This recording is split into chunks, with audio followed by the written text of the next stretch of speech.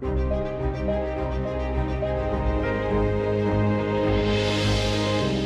de Limburgse stand op TEFAF is er dit jaar een kleine expositie verzorgd door het Bonnefanten Museum. En dat heeft ook een directe aanleiding, namelijk er is een nieuw fonds opgericht in samenwerking met de Elisabeth Stroeven Stichting. En dat fonds betekent dat iedereen die een gift wil doen, om welke reden dan ook, die kan dat via dat fonds doen aan het Bonnefanten Museum. Als ik museumdirecteur was, dan zou ik zeggen van, nou, dat is dan mooi, ja, meegenomen bijna.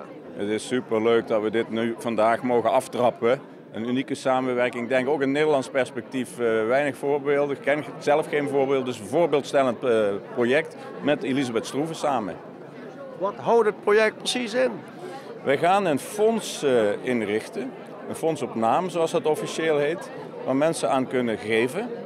En dat fonds dat gaat straks rendement opleveren. En met dat rendement gaan we mooie dingen doen. Gaan we het museum laten groeien en bloeien. Al die dingen waar we goed in zijn en nog beter in willen worden, hopen we met steun van dat fonds te kunnen realiseren.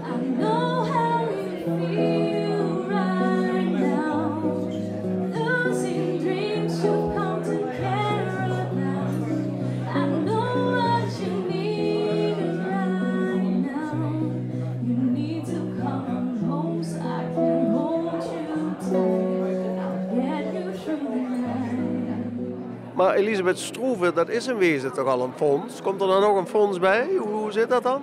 Ja, eigenlijk wel. Eigenlijk is het een fonds onder de vleugels van het Elisabeth Stroeven Fonds. En dat heeft ook een beetje te maken met de aard van het fonds. Het Elisabeth Stroeven Fonds is een vermogensfonds. En mag, daar zit wat wet en regelgeving achter, mag ook niet fondsenwervend optreden. En wat wij wel kunnen, is onze ervaring. En dat gaat over beheer van vermogen, juridische zaken die rondom zo'n fonds te maken hebben, die stellen wij graag ter beschikking aan een participant, of ik zou zeggen een organisatie als het Bonnefanten Museum. En zo wordt het een soort twee-in-eenheid. Het Elisabeth Stroeven Fonds kan zijn werk niet doen als wij geen initiatieven in stad en de omgeving hebben die fantastische dingen voor stad en omgeving willen doen. Ja. En dat kan zijn bijvoorbeeld mensen die op een gegeven moment vermogend zijn, maar geen nakomelingen of wat dan ook. En die denken van, nou, weet je wat, cultuur, een museum, dat lijkt me wel wat. Ja, zo kan het in de praktijk gaan. Ja. En het is nu al zo dat als iemand, zoals je schetst, die niet weet wat hij na zijn dood met zijn geld wil, bij de notaris komt, dat die notaris brochures heeft liggen van nou, je zou aan dit goede doel kunnen denken of dat goede doel. En dan komt dus nu een brochure bij van het Bonnefanten Museumfonds als een mogelijkheid voor mensen die het goed voor hebben met de cultuur om bij te dragen aan de toekomst van het museum. Want we doen dit heel nadrukkelijk, ook voor de toekomstige generaties. En daar komt dat bij dat jullie meteen de kans hebben gegrepen om in deze Limburgse stand ook maar meteen eigen kunst uit te stallen en dan niet te koop. Ja, dat is de proof of the pudding. Hè? Dat is heel mooi als je het hiermee kunt illustreren. Waar gaat het over? Het gaat over erfgoed. Het gaat over mooie middeleeuwse sculptuur. Het gaat over hedendaagse kunst. En het gaat over kunst die helemaal in de Bonnefanten-traditie en ook in de regio-traditie heel vaak gaat over handwerk, over ambacht. En dat laten we in deze stand nu heel mooi zien, denk ik.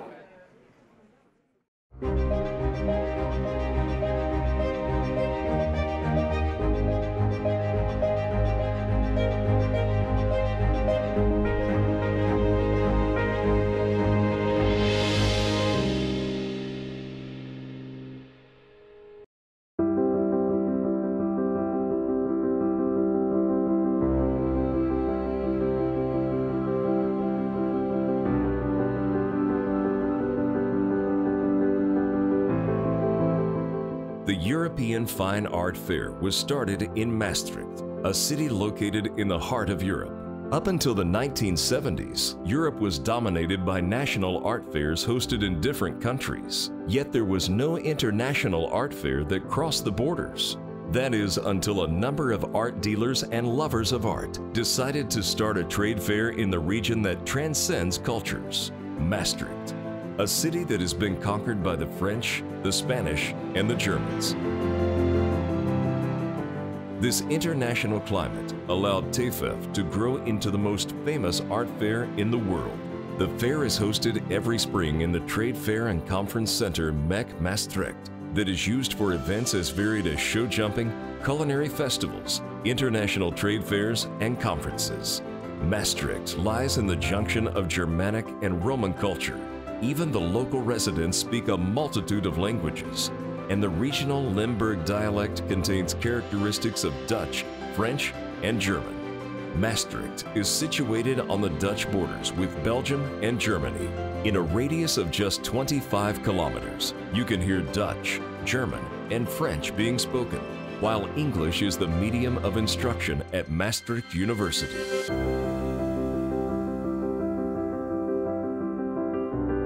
The famous Maastricht Treaty also saw the birth of a shared European currency, the euro. Maastricht is a microcosm of Europe.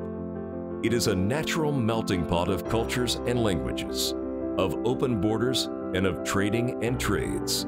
The rest of the Netherlands sees Maastricht as a little foreign, with an added touch of French and just a hint of Italian. The quality of life in Maastricht is held in high regard.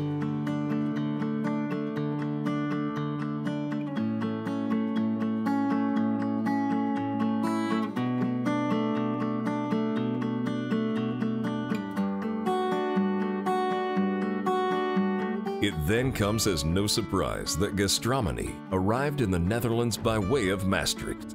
The city was the first in the country to have Michelin-starred restaurants. The rolling slopes just outside the city are covered in beautiful vineyards where wines are being aged in centuries-old cellars.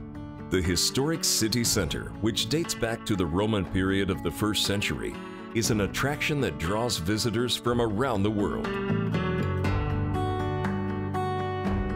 The centuries-old churches and ancient city walls and castles imbue the city with an intimate and romantic flair.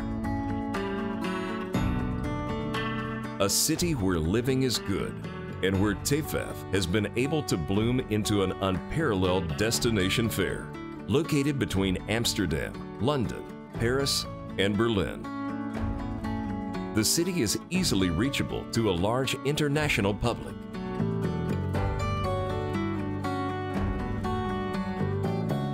During TEFAF, the entire city and surrounding region revolve around fine art, and visitors from across the world are welcomed with pride and in great style. Maastricht is a relatively small city, but is located in a border region that has several million residents. It is a city of gastronomy, but also has a rich cultural scene with many beautiful museums and theaters.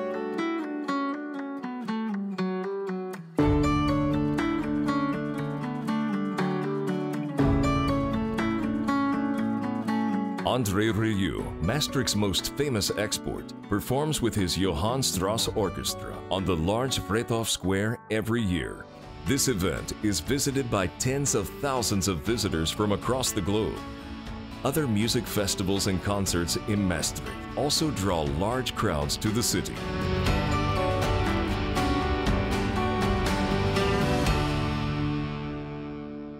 Maastricht doesn't simply rest on its glorious past, but is also dedicated to the future by becoming a global leader in education, innovation, and scientific research. Maastricht provides answers to the questions of the world, especially to the questions about the environment and food provision. Scientists are serving up the first ever man-made beef burger. The cultured hamburger was invented in Breitland's campus in Maastricht.